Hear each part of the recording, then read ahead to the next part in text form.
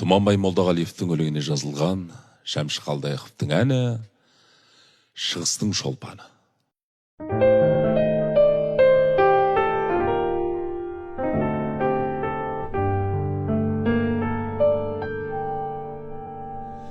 Дидәрің көміс көл, жанарың бір ұшқын, жолықпай жүріміз шолпаны шығыстың, шолпаны шығыстың, шығыстың.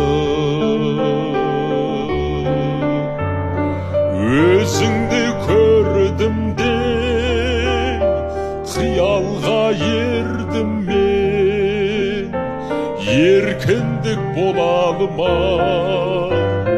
жолыға бердім мен, жолыға бердім мен, бердім мен. Өзіңді көрдім де қиялға ердім мен, еркіндік болалы май жолыға бердім мен, жолыға бердім мен, бердім мен.